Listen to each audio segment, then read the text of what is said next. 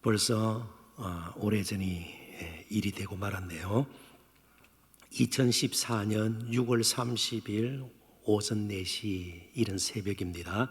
인천국제공항 입국장에서 있었던 일입니다. 브라질 월드컵에 출전했다가 귀국하는 축구 국가대표팀에게 기다리고 있던 일부 팬들이 새벽부터 말이죠, 호박엿 사탕을 수십 개 던진 것입니다. 저기 화면에도 나와 있듯이 바닥에 떨어져 있는 것이 호박엿입니다. 그러니까 좀 속된 말로 뭐 해라고요?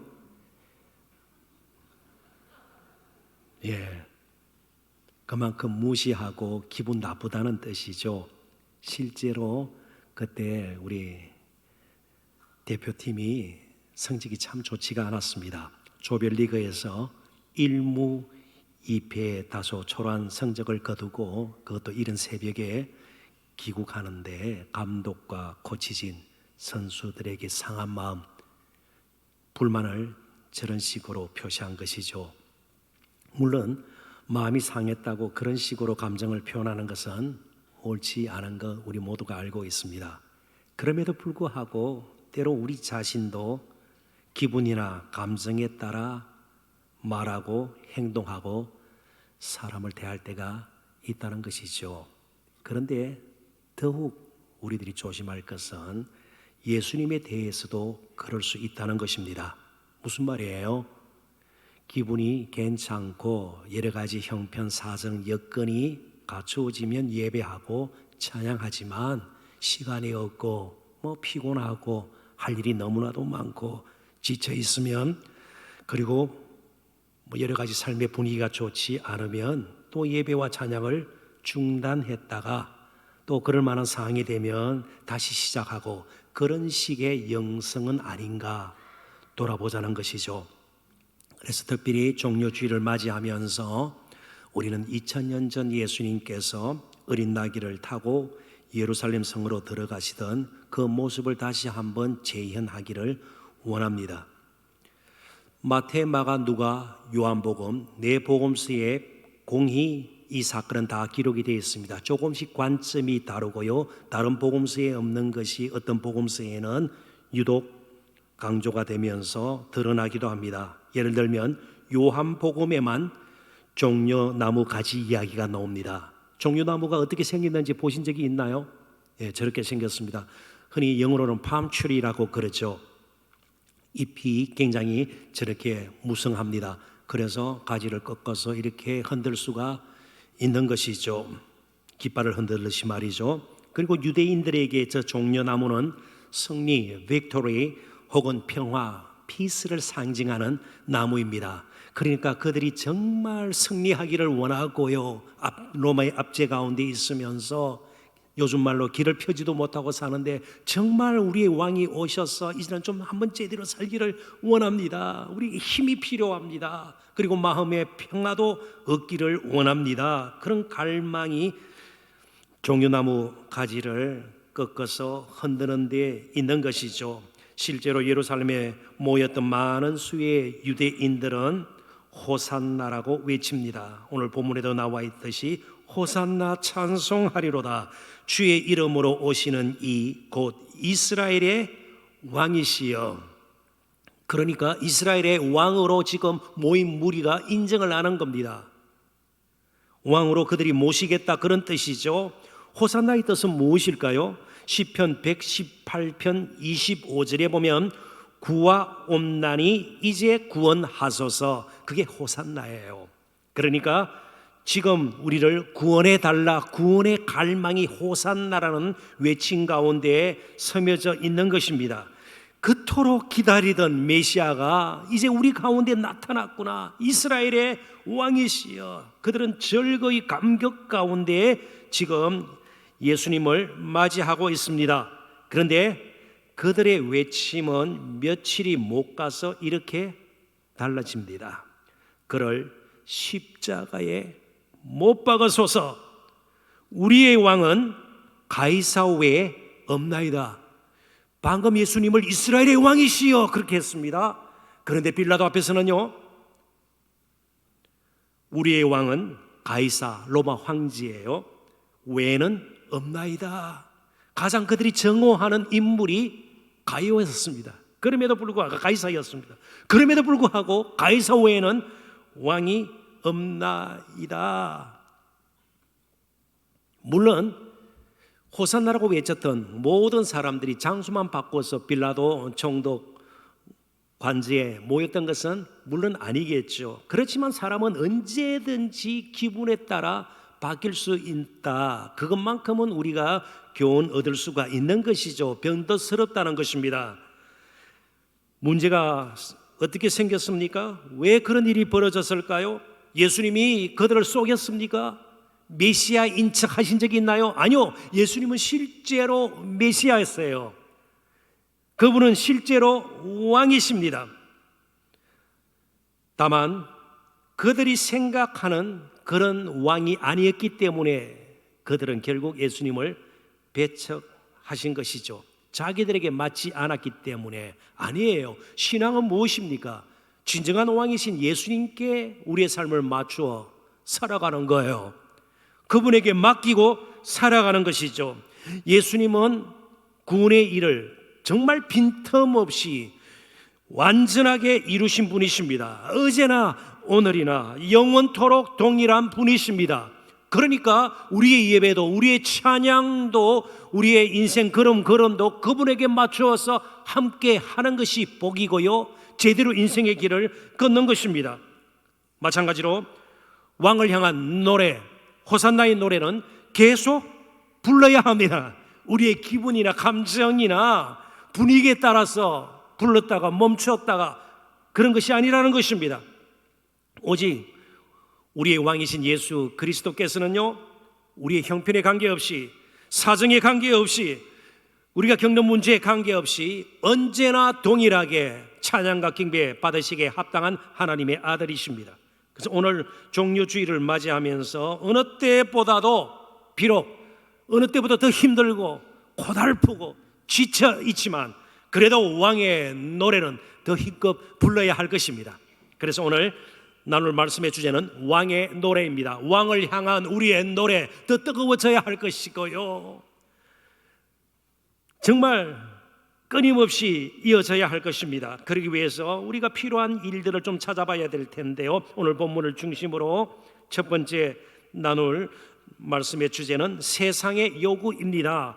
너무 세상의 요구에, 때로는 우리 자신이 육신적으로 혹은 형평상 요구하는 것들, 이것만 채워지면 내 인생이 달라질 것이고 행복해질 것이고 괜찮아질 것이다, 그 잘못된 신화에서 우리는 벗어나야 합니다. 예수님이 진정 우리에게 참된 평강을 주실 수 있는 분이시고요, 우리 인생의 길을 제대로 이끄실 수 있는 분이십니다. 세상의 요구에 민감하지 말고 먼저 우리 주님의 뜻에 민감한 저와 여러분이 되어야 된다, 그런 뜻이에요. 예수님도 마찬가지셨습니다. 12절부터 15절을 보겠습니다. 그 이튿날에는 명절의 유월절입니다. 유월절은 굉장히 큰 명절입니다. 이스라엘의 3대 명절 중에 하나입니다. 유월절이 있고요, 오순절이 있고요, 마지막 수장절, 장막절, 추수감사절이 있는 것입니다. 그 가운데 정말 빼놓을 수 없는 것이 유월절입니다. 유월절에 온 큰 무리가 예수께서 예루살렘으로 오신다는 것을 듣고 종려나무 가지를 가지고 맞으러 나가 외치되 호산나 찬송하리로다, 주의 이름으로 오시는 이 곧 이스라엘의 왕이시여 하더라. 예수는 한 어린 나귀를 보고 타시니 이는 기록된 바 시온은 이전에는 다윗성, 그리고 예수님 당시에는 예루살렘 성으로도 불려졌던 바로 그것입니다. 예루살렘을 그냥 시온으로 이해해도 괜찮습니다. 시온 따라 두려워하지 말라, 보라 너희 왕이 나귀 새끼를 타고 오신다 함과 같으라. 아무튼 지금 예루살렘에는 유월절을 맞이해서 원근각지에서 온 숱한 사람들이 모여 있습니다. 굉장히 유명한 유대인 역사가가 있습니다. 1세기 활동했던 플라비우스 조세푸스라는 유대인 역사가인데요, 그분이 쓴 책이 유대 전쟁사라는 책인데, 그 책의 내용에 따르면 유대 전쟁 주 66년부터 70년, 70년에 예루살렘이 완전히 무너지고 나라가 이미 주권도 없습니다만은 완전히 로마에 의해서 엄청난 피해를 입게 됩니다. 그 전쟁 전에 6월절이 되면 예루살렘에 270만 명 정도의 순례자들이 모였다고 그럽니다. 요즘처럼 과학적인 그런 기법을 가지고 인구 통계를 낼 수 없기 때문에 정확한 수치는 아닐지 모르겠습니다. 그렇지만 평소와는 달리 많은 사람들이 모였고 분위기도 평소와 분명히 달랐을 것입니다.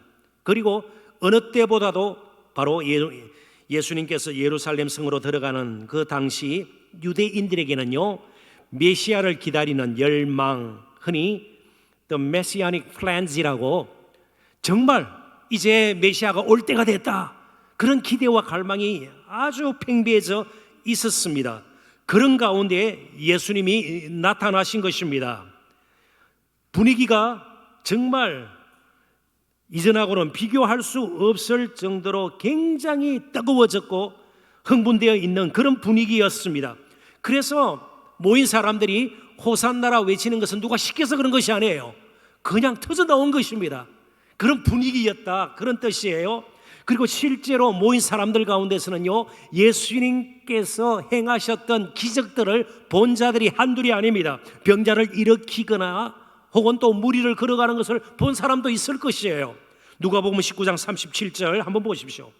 이미 갈람산 내리막길에 가까이 오심에, 감람산은 예루살렘 성이 있는 곳으로부터 건너편에 있습니다. 그래서 감람산에서 보면 예루살렘 성이 보여요. 가끔 사진에 보면 예루살렘 성이 있고, 요즘도 황금빛 도움이 있고 그렇잖아요. 예루살렘 성이 보이잖아요.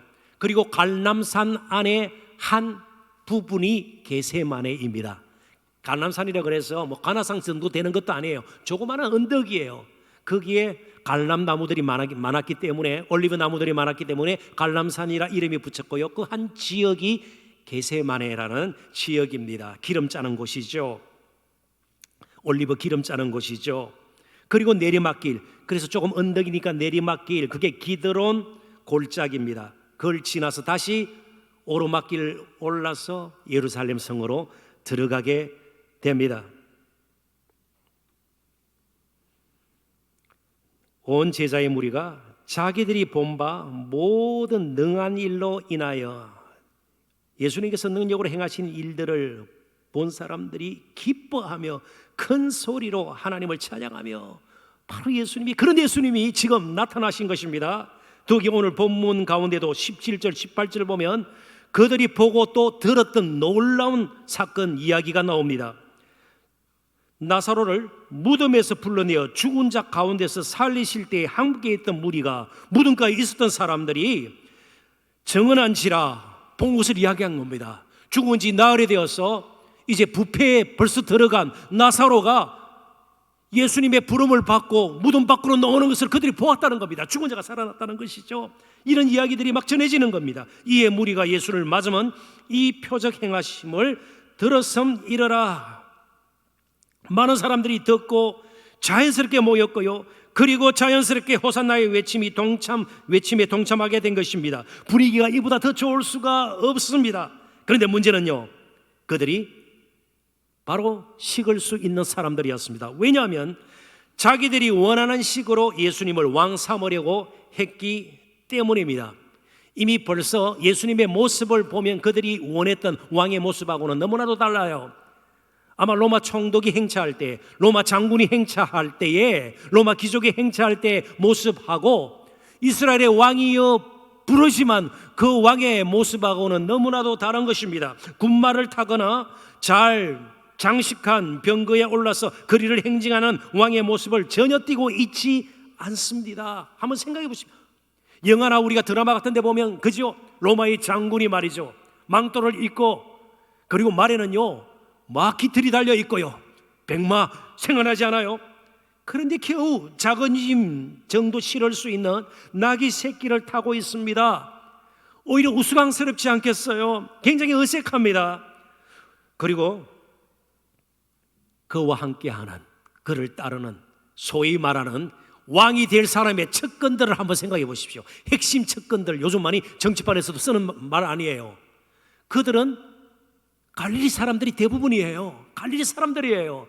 당시 갈릴리 사람들은요, 무시를 당하는, 나사렛에서 무슨 선한 것이 나겠느냐, 그런 말이 속담으로 그들에게 회자될 정도로 갈릴리, 나사렛이 갈릴리에 있어요. 갈릴리 사람들은 총뜨기 사람들, 무식한 사람들, 날마다 데모나하는 사람들, 이런 식으로 알려져 있었습니다. 그런 갈릴리 사람들 행색이 좋았을까요? 예수님이 아주 좋은 옷을 입고요, 정말 멋지게 그렇게 나귀를 타시고요, 거기에 보자하는 사람들이 굉장히 사람들을 볼 때 눈길을 끌만한 그런 엄청난 화려한 옷을 입고 보기 좋게 그들이 갔을까요? 아니요. 왕의 행차로 보기에는 뭔가 충분치 않은 어색한, 불평한, 때로는 우스꽝스러울 그런 지경이었습니다. 물론 모인 사람들이 자신들의 겉옷과 나뭇가지를 길 위에 다른 복음서에 보면 그냥 펼치기도 합니다. 그럼에도 불구하고 왕의 모습하고는 너무나도 먼 것입니다. 좀 실감이 안 나면 오늘날로 돌아와서 한 대통령의 모습을 보도록 하십시다. 내일 11일이죠. 오후 5시 우리나라 국회에서 어떤 일이 나는지 제가 조금 힌트를 드렸는데 무슨 일이 있을 것 같아요? 내일 오후 5시 국회 도서관에서 말이죠. 바로 이분이 나타날 거예요. 화면을 보시죠. 바로 볼로디미르 젤렌스키 우크라이나 대통령이 우리나라 국회에서 화상 연설을 하게 됩니다. 이미 UN, 그죠? 미국, EU, 그리고 이웃나라 일본 의회에서도 화상 연결해서 연설을 했습니다. 그런데 저기 모습을 보십시오. 언제나 저 모습이에요. 저처럼 말끔하게 양복 차려입고 넥타이 매고 그러지 않아요. 그냥 지금 위기 상황이죠. 전시 상황이죠. 그래서 일반 우크라이나 병사가 입는 군용 티셔츠를 입고 저렇게 화상 연설을 하는 겁니다. 그러니까 위기에 처한 전쟁 중에 있는 나라의 대통령으로서의 지도력이 입은 옷에서 나올까요? 주위에 둘러싼 사람들이 뭐 굉장히 힘이 있고 그래서일까요? 아니요. 날마다 고통과 아픔과 슬픔과 눈물이 있는 그곳에서 바로 자신의 안전을 돌보지 않고 대통령으로서 정말 자신의 생명 먼저 챙기지 않고 저렇게 각 나라의 지도자들에게 호소하기 위해서 화상연설을 하는 바로 그 모습에서 진정한 지도력이 나오는 것 아니겠습니까? 예수님은 어떤 면에서 의도적으로 나귀 새끼를 타셨습니다. 사람들의 환대보다는 하나님의 뜻이 그에게는 더 중요했기 때문입니다. 이제 인용된 스가랴서 9장 9절을 한번 보도록 하십시다. 시온에 따라 크게 기뻐할지어다, 예루살렘에 따라 즐거이 부를지어다. 보라, 내 왕이 내게 임하시리니 그는 공의로우시며 구원을 베푸시며 겸손하여서 나귀를 타시나니 나귀의 작은 것 곧 나귀 새끼니라. 진정한 기쁨과 즐거움이 나귀를 탄 왕같이 하는 바로 그분 때문에 있을 것임을 예언하고 있죠, 스가랴 선지자가. 그러니까 우리가 말하는 그런 왕의 모습이 아니다 할지라도 예수님은 나귀를 타시고 하나님의 뜻을 이루기 위해서 오신 진정한 메시아라는 것입니다. 예수님은 자기 과시의 덕에 걸리지 않았습니다. 다만 그를 통해 하나님의 뜻만이 이루어지는 것을 예수님께서는 원하셨습니다. 그런데 스가랴서 9장 9절 방금 저희들이 인용해서 읽었던 그 말씀 문맥을 보면 나귀를 타신 분이 예루살렘으로 들어가는 것은 이 세상 어느 한 나라 유대인들을 위한 이스라엘의 왕이 아니라 온 인류를 죄와 죽음과 율법과 마귀의 권세에서 건지시기 위해 이 땅에 오신 만왕의 왕, 진정한 참 메시아라는 사실을 가르쳐줘요. 예수님이 왜 나귀를 타셨습니까? 오늘 저와 여러분이 이 자리에 앉도록 하기 위함이에요. 앉도록 하기 위함이에요. 그래서 뭐 권세를 부리고 위세당당하게 그러지 않으셨습니다.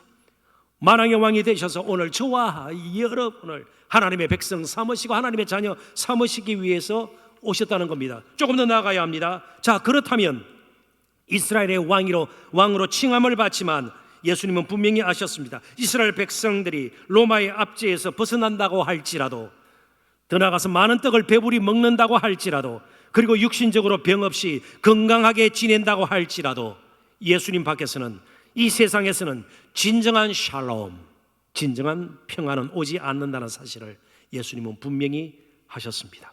죄로 말미암아 하나님과의 관계가 끊긴 상태에서 샬롬은 불가능한 것입니다. 오늘날도 마찬가지입니다.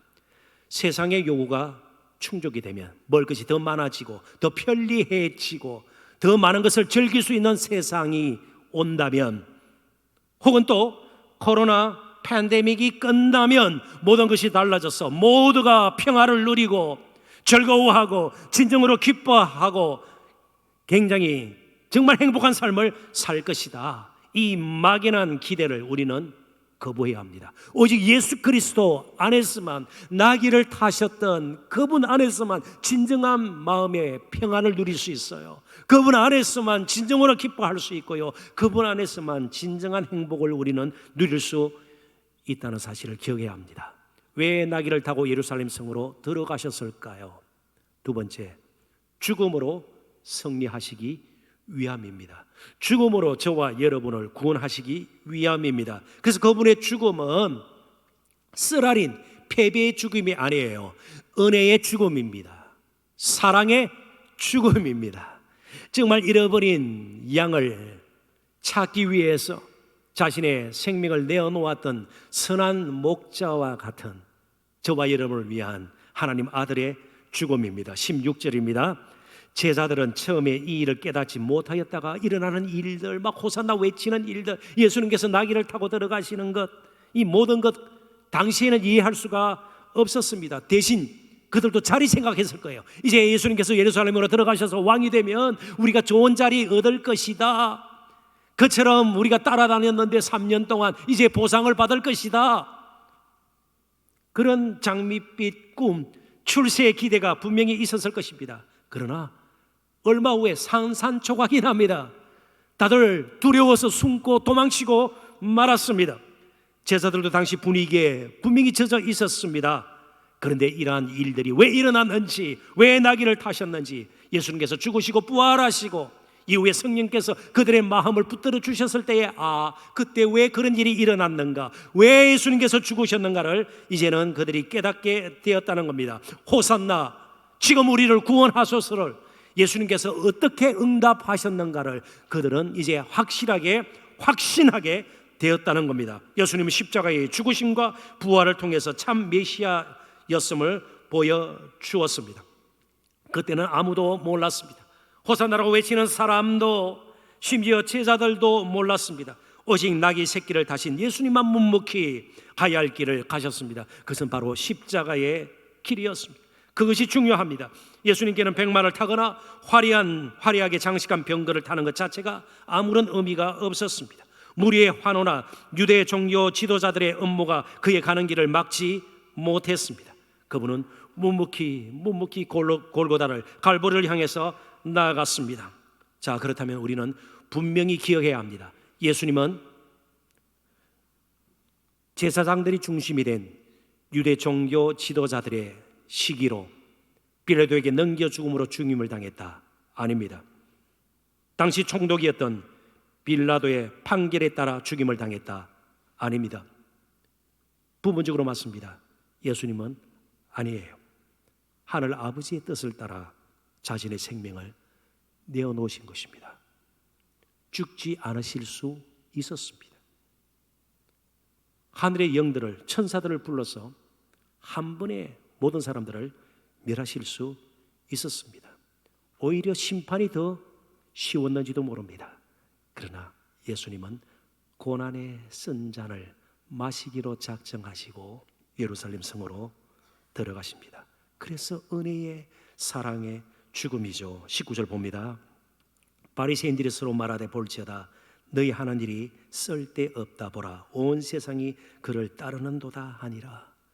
그들은 예수님의 가르침에 반박하면서 때로는 안식일을 어겼다, 그들이 가지고 있는 할라카에 맞지 않는다, 그들의 규범에 맞지 않는다 고소하고 어떻게든 궁지로 몰아넣으려고 하지만 아무런 쓸데가 없다. 오히려 사람들은 예수님을 더 따르게 되는 것을 보는 것이죠. 그래서 볼지어다 너의 하는 일이 쓸데없다. 이 말은 이제 그를 죽이는 것 외에는 더 이상 다른 방도가 없다. 예루살렘 들어갈 때에 바리새인들이 결정한 것이 무엇입니까? 이제부터는 죽이는 방법을 구체적으로 찾겠다. 그럴 때 마침 그의 제자 중에 하나 가룟 유다와 접촉하게 된 것입니다. 그렇지만 그 일 때문에 예수님이 죽으신 것은 아니죠. 참 공교롭게도 이건 굉장히 역설적인 것입니다. 굉장히 역설적인 것입니다. 왜냐하면 십자가는 로마 제국의 강력한 힘을 가장 극적으로 보여주는 것입니다. 그러니까 당시 팍스 로마나 라틴어입니다. 로마의 평화라는 것이 어떻게 유지되는가를 보여주는 가장 극적인 상징물이 무엇인가 하면 십자가 형틀이에요. 십자가는 아무나 지는 것 아니에요.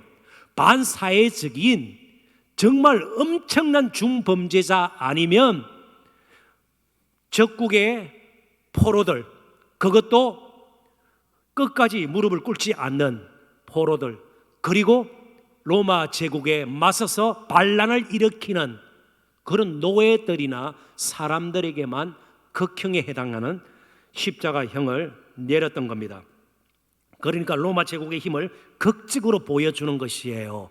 그래서 사실은 이 십자가가 굉장히 로마 제국의 능력인데, 그러면 예수님이 십자가에 못 박혔습니다. 못 박히면서 로마 제국의 평화는 거짓된 평화고 칼과 창으로 만든 평화가 아니고 십자가의 못으로 만든 진정한 평화가 우리 모든 이 인류에게 필요하다는 것을 선포한 것이 또 예수님의 십자가의 죽음이에요. 십자가가 얼마나 공포의 대상이 되었는지, 사람들에게 두려움을 주었는지요. 지금 우크라이나에서도 그런 일이 일어나고 있잖아요. 공포감을 주려고, 두렵게 하려고요, 몹쓸 짓을 하는 경우들이 있지 않아요? 자, 영화 장면을 하나 볼까요? 1960년도에 나온 스파르타쿠스라는 커크 더글라스가 주연한 영화입니다. 아주 오래된 영화입니다. 근데 저기 보면요, 역사적인 문헌에 보면 수천 구의 시신들을 처음에는 살아있죠. 길 양옆으로 쭉 뻗은 길 양옆으로 반란을 일으켰던 노예 군인들이에요. 이들이 반란을 일으킨 겁니다. 그래서 몇몇 성읍을 정복하기도 했어요. 그 우두머리가 스파르타쿠스인데 노예들이에요. 노예들이 반란을 일으켰는데 다 붙잡혀서 저렇게 양 길가에 십자가에 못 박혀서 절비하게 전시가 된 거예요. 로마 제국에 대드는 사람들의 말로가 이런 것이란 말이죠. 그렇지만 예수님은요, 정말 힘없이 가장 비참하게 연약하게 십자가에 못 박혔지만 바로 그것이 온 인류를 구해내는 승리의 십자가라는 사실을 우리는 기억해야 합니다. 그래서 두 번째 주제 마지막 부분에서 꼭 기억할 것이 있습니다. 그 명절이 어떤 명절이라고요? 유월절이에요. 유월절은 어떤 명절일까요? 이스라엘 백성들이 애굽에서 종살이 하다가 하나님의 정말 관건적인 은혜로 10가지 재앙을 내렸지만 끝까지 버티고 애굽의 바로 왕이 이스라엘 백성들을 내보내지 않습니다. 그래서 마지막 재앙이 무엇입니까? 모든 장자가 첫것, 짐승이든 사람이든 첫것은 다 죽이는 재앙을 내립니다. 그런데 이스라엘 백성들은요, 살아남을 수 있었습니다. 어떻게 해요? 어린 양을 잡아 그 피로 문설주 기둥과 벽에 바르면 죽음의 사자가 그 밤에 이제 온 애굽 땅을 찾아오게 될 때에 피를 보고 죽이지 않고 건너뛰게 되는 겁니다. 유월이라는 말은 건너뛰임 그런 뜻이에요. 유월절 건너뛰임의 절기입니다. 그래서 pass over. 자, 그렇다면 이스라엘 백성들이 구원을 받은 것, 살게 된 것은 무엇 때문이에요? 전적으로 하나님의 은혜이고요. 그 은혜가 무엇으로 나타났어요? 어린 양의 피로. 지금 어느 명절이라고요? 6월절이에요. 예루살렘으로 나귀를 타고 들어가시는 바로 그분 십자가에서 흘리신 피로 죄와 죽음과 영원한 멸망과 마귀와 육신의 정욕, 율법의 권세로부터 저와 여러분을 구원하기 위해서 그분은 진정한 6월절의 어린 양이었어요. 이제 그분의 피를 제하고 다른 것으로 힘삼는 순간 우리는 무너지기 시작합니다. 안으로 무너지든지 다른 사람이 끌어내리든지 부딪혀서 깨질 수밖에 없어요. 오직 그분의 피밖에 없는 것이에요. 그분이 진정한 6월절의 주인이십니다. 그분은 6월절의 어린 양으로 그 피로 믿는 자마다 구원하시기 위해서 예루살렘으로 들어가십니다. 그러면서 그분이 환호에 기뻐하시면서 노래를 부르고요. 요즘으로 막 기념 촬영을 하고 그랬을까요? 아니요. 그분이 남기신 것, 이제 우리가 물려받아야 합니다. 세 번째, 긍휼의 눈물입니다. 오늘 본문에는 없습니다만은 누가는 그 부분을 포착을 했습니다. 누가복음 19장 41절 42절이에요. 가까이 오사 성을 보시고 우시며 이르시되 너도 오늘 평화에 관한 일을 알았더라면 좋을 뻔하였거니와 지금 내 눈에 숨겨졌도다. 무리의 한호 속에서 예수님은 오히려 우셨습니다. 이런 분인 평화의 도성 예루살렘이라는 말은 The City of Shalom이에요. 샬롬의 변형이죠. 평화의 도성, 그게 바로 예루살렘 이름 뜻입니다. 그러나 그 안에는요 평화가 없었습니다. 유대 종교인들을 보십시오. 로마 군병들을 보십시오. 빌라도 총독을 보십시오. 거짓과 위선과 불의와 시기와 다툼, 온갖 것으로 더럽혀져 있는 전혀 평화가 없는 오히려 죽음의 도시, 그 안으로 예수님은 들어가셨습니다. 화려한 왕복이 아닌 홍포를 입으시고 무자비한 폭력, 채찍질을 당하시고 보석으로 치장한 왕관 대신 가시멸관을 쓰시고 마침내 그 흉측한 십자가에 달리심으로 진정한 생명과 평화를 선포하신 것입니다. 예수님은 예루살렘 성을 보시고 자신이 당할 고난 때문에 두려워서 눈물을 흘리신 것이 아닙니다. 평화를 모르는 잃어버린 영혼들에 대한 불타는 마음이 눈물로 표현된 것입니다. 그래서 어떤 의미에서 예수님의 눈물은 지난 3년간 예수님의 공적인 생애의 본질을 가장 뚜렷하게 보여주시는 것입니다. 예수님의 마음, 예수님의 가르침, 그리고 예수님의 모든 행적이 그 눈물에 담겨 있는 겁니다. 갑자기 흘리신 눈물이 아닙니다. 많이들 어렵습니다. 곳곳에서 전쟁과 기근, 다툼으로, 갈등으로, 찢어짐으로, 아픔으로, 때로는 병들어서 코로나로, 미얀마에서, 우크라이나에서, 때로는 아프리카에서 여러 가지 모양으로 아파하고 슬퍼하고 괴로워하는 그들을 바라볼 때마다 우리에게도 주님이 흘리셨던 그 긍휼의 눈물이 되살아나야 할 것입니다. 왜요? 우리는 이미 온전한 평화의 도성, 새 예루살렘, 하늘의 예루살렘이 우리에게 보장되어 있기 때문에 그렇습니다. 그런 소망이 없는 사람들, 우리의 가족들, 자녀손들, 부모님들, 사랑하는 친구들, 가까운 이들, 그들의 긍휼에, 그들을 바라볼 때마다 긍휼의 눈물 가운데 복음의 은혜를 함께 나누었으면 좋겠습니다. 말씀을 맺습니다. 이 요한복음을 기록한 사도 요한, 예수님께서 나귀를 타시고 들어갈 때 그 모습, 수십 년이 지났지만 이 요한복음을 기록할 당시에도 그는 기억하고 있었습니다. 그리고 거의 비슷한 때에 그는 요한계시록을 또한 기록하게 됩니다. 그때 홀로 밤모 섬에 유배되어 있었습니다. 그의 앞길이 어떻게 될지 몰라요. 그의 교회가 어떻게 될지 몰라요. 암담한 그런 순간에 하늘이 펼쳐지면서 그는 하나님께서 주신 놀라운 광경을 보게 됩니다. 그걸 함께 저희들 바라보고 말씀을 맺도록 하겠습니다. 요한계시록 7장 9절부터 10절입니다.